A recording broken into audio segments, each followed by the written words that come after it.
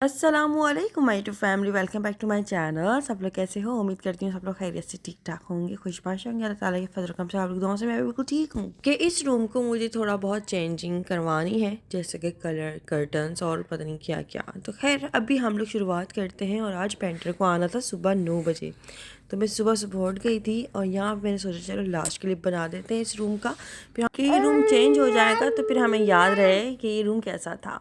अच्छा जी, फिर सुबह उठने के बाद यहाँ पे मैंने ग्लूटेन फ्री आटा लिया और इसको मैंने अच्छे से गूंद लिया था, क्योंकि नाश्ता बनाना था। ये आटा गंदम के आटे से बहुत ज़्यादा मुख्तलिफ होता है, क्योंकि ये आटा बहुत सारे आटे मिलाकर फिर एक आटा बनता है, जैसे कि चावल का आटा, बाजरे का आटा, कॉर्न का आटा और जौ का आटा। ये तकरीबन सारी चीज़ें मुख्तलिफ मिलाकर फिर ये एक आटा बनाया जाता है। ये ग्लूटेन फ्री आटा होता है।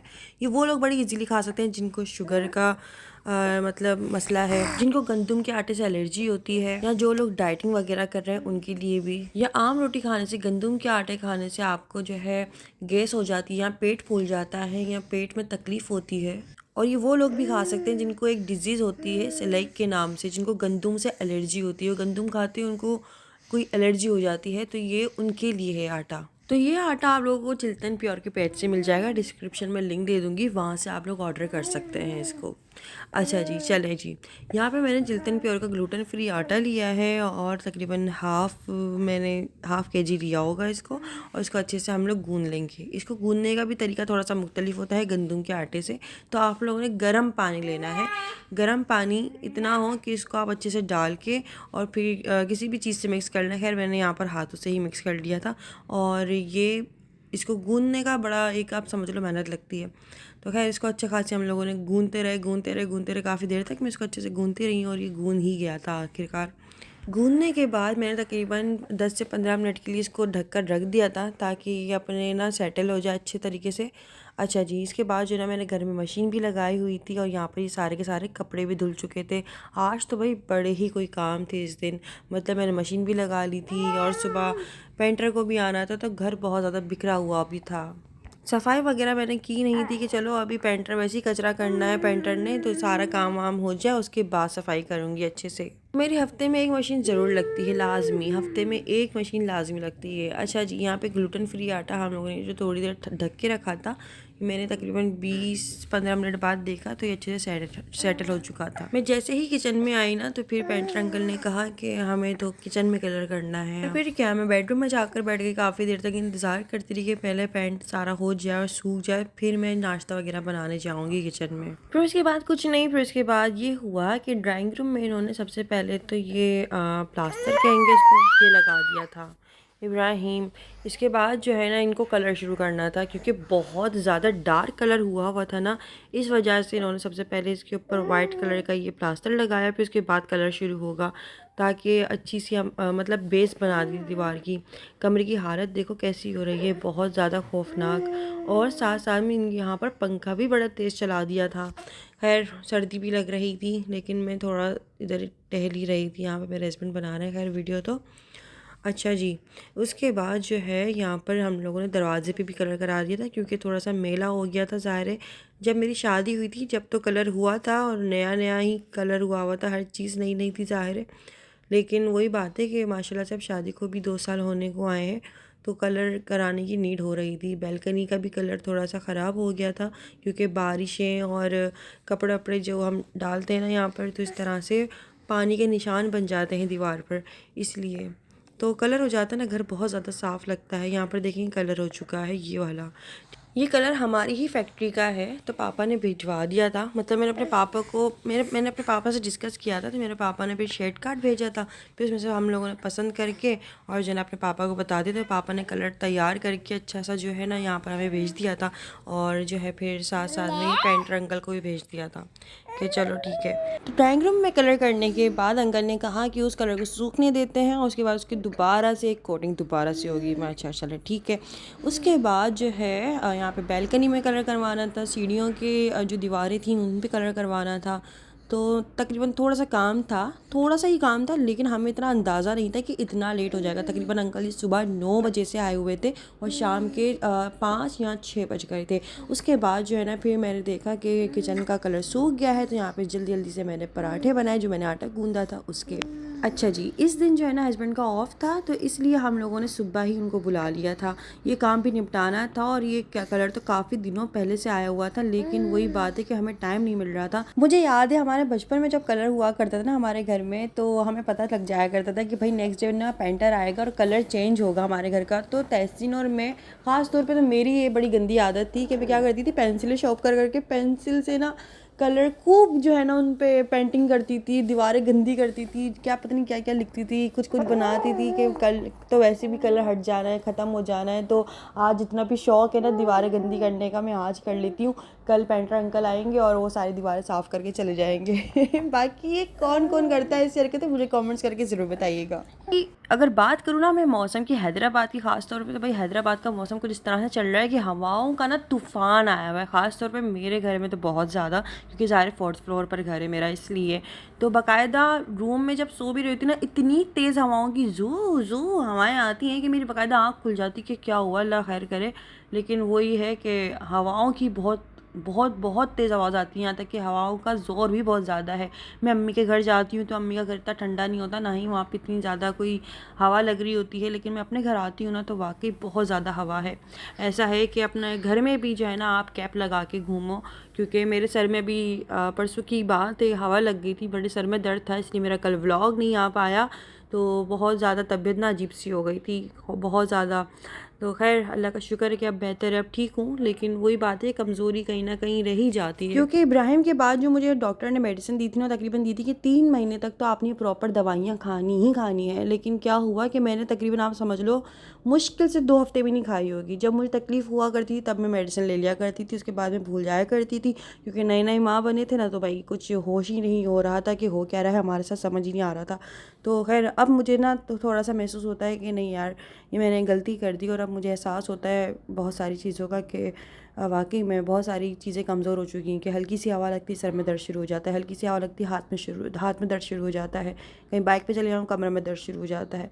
तो अभी से ये हाल है मेरा। तो खैर अल्लाह खैर करेगा, बस वही बात है कि अल्लाह तवक्कल है हम तो भाई। बाकी जो है बस नाश्ता वगैरह किया, नाश्ता वगैरह करने के बाद मैं यहाँ पे बर्तन वगैरह धो रही थी, और मेरे हस्बैंड जो है ना यहाँ पर वीडियो बना रहे थे। मैंने उनको कह दिया था कि आप वीडियो बना लें। अच्छा जी, इसके बाद जो है ना फिर जो थोड़े से पेंडिंग काम थे वो मैंने निपटाया जल्दी जल्दी, क्योंकि संडे का दिन था, ऊपर से सफाई वफाई तो मैंने कुछ खास की नहीं थी। घर इतना ज़्यादा बिखरा और गंदा लग रहा था कि बस क्या ही बताऊँ, मशीन अलग लगी हुई थी और कपड़े भी बिखरे हुए थे, जो कपड़े धुल चुके थे उनको धूप भी लगानी थी। अच्छा जी, ये सारे के सारे काम पड़े हुए थे। मेरी अलमारी खुली हुई थी, बस इसको मैं बंद ही कर रही थी। जैसे मेरी नज़र पड़ी ना कि यार ये शूज़ मेरे कितने ज़्यादा बिखरे हुए हैं, और इतने सारे शूज़ मैंने, इतने महंगे महंगे शूज़ मैंने इस तरह से फेंके हुए हैं, तो फिर मैं इनको सेट करने के लिए बैठ गई। आज मैं आप लोगों को अपनी सैंडल कलेक्शंस भी दिखाती हूँ कि मेरे पास कौन कौन सी और कैसी कैसी मतलब स्लीपर सैंडल्स जो भी कहें आप, तो ये सब कुछ है। खैर सबसे पहले तो मैंने सारी चीज़ों को निकाला अच्छे से, उसके बाद मैंने इस कैबिनेट को बहुत अच्छे तरीके से गीले कपड़े से साफ़ किया, क्योंकि शूज़ रखे हुए थे और काफ़ी दिनों से इसकी सफाई नहीं हुई थी मेरी। टाइम ही नहीं मिल पा रहा, मैं क्या करूं, बस ज़ाहिर है बच्चे में, घर में और खाने पकाने में घर के काम इतने होते हैं कि बस इंसान फिर क्या ही कोने कुचौलों में घुसे इस तरह से, मतलब कोने कुचैले क्या, अलमारियाँ कह लो ना ये तो टाइम नहीं मिल पा रहा था बिल्कुल भी। खैर आज मुझे थोड़ा सा टाइम मिला, क्योंकि घर की सफाई मुझे कुछ खास करनी नहीं थी, करनी थी, लेकिन वो पेंटर के जाने के बाद सफाई करनी थी मुझे प्रॉपर तरीके से। अंकल ने जब ड्राइंग रूम का सारा काम कर लिया तो उसके बाद मैंने घर की सफाई करी थी। मैंने जब ये शूज़ के डब्बे खोले ना, यहाँ पर मेरी नई की नई सैंडल एक दफ़ा भी पैर में नहीं डाली, और मैंने ये ईद पर ली थी, लेकिन ईद पर पहनने का मुझे मौका ही नहीं मिला, क्योंकि मैंने अपना ड्रेस कलर ही चेंज कर लिया था एंड मौके पे।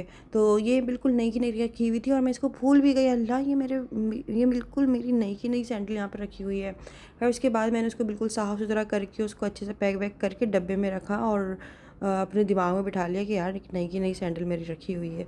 उसके बाद ये जो है ना, ये वाली सैंडल ये मेरी बारात की, ये मैंने अपनी बारात में पहनी थी, और बारात के बाद काफ़ी सारी दावतों में पहनी थी।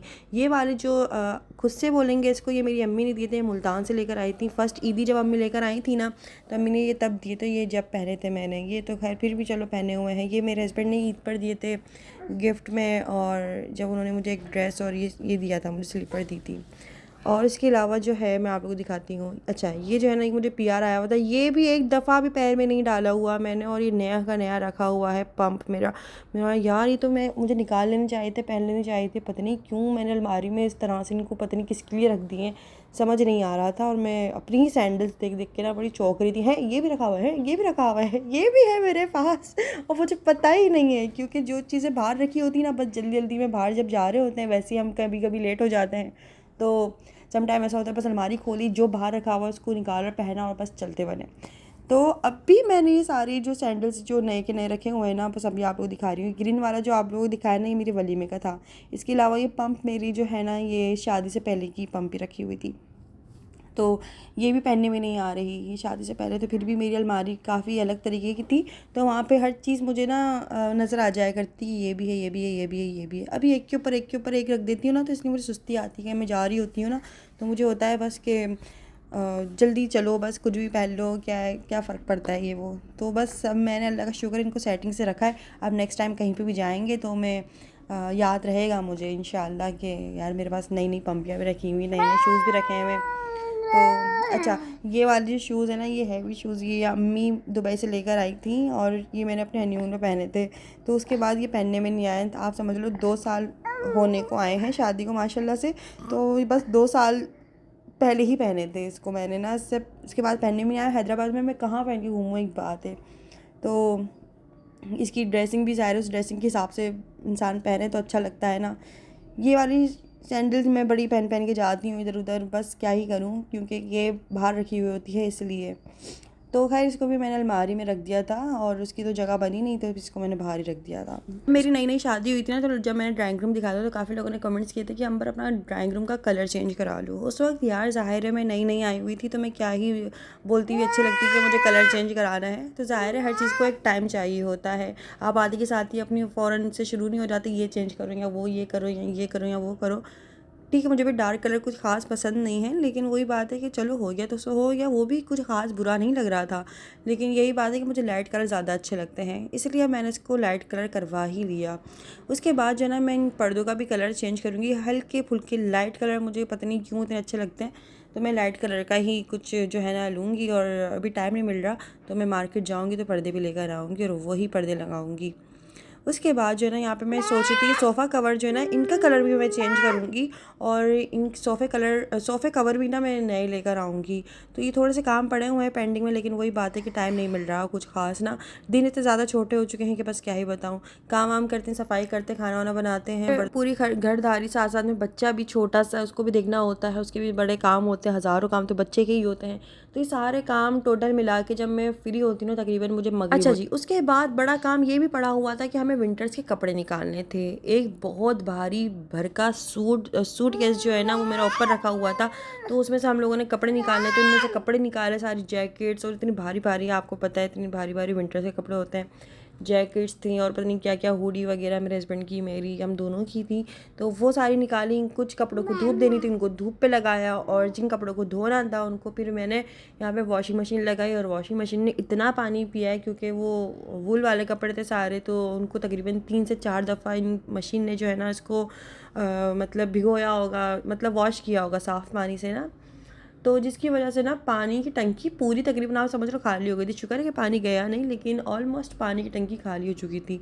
जब पानी आया और मोटर चलाई ना, तकरीबन आप समझ लो 1.5 घंटे तक मोटर चलती रही है लेकिन पानी भरने का नाम नहीं ले रहा था। उसके बाद पानी ही चले गया। फिर नेक्स्ट डे हमने दोबारा मोटर चलाई, फिर पानी भर गया था। शुक्र है, ये बड़ा काम होता है। लेकिन वही बात है कि भाई ये इतने भारी भारी कपड़े ना, ये मशीन ही धो सकती है, इंसान के हाथों की बस की बात नहीं है। और मेरे बस की तो बिल्कुल भी बात नहीं कि मैं जैकेटें या कोई भी मोटे मोटे कपड़े या लिहाफ कंबल में धो सकूँ, ना बाबा, बिल्कुल भी नहीं। हाथ में पता नहीं क्यों मेरी तकलीफ़ इस तरह से जो है ना हो रही थी, हवा लग रही थी ना, तो हो रही थी, मुझसे अंडा भी नहीं उठाया जा रहा था। कपड़े तो खैर बहुत दूर की बात है। खैर फिर मैंने मल्टी वाइटामिन्स की ना मेडिसिन वगैरह ली कि यार पता नहीं बस मुझे क्या कमज़ोरी हो रही है, क्योंकि जैसे ही मेरे सर में हवा लगी ना, मुझे चक्कर बहुत मज़ीद आ रहे थे, तबीयत बहुत ज़्यादा एक अजीब सी हो गई थी।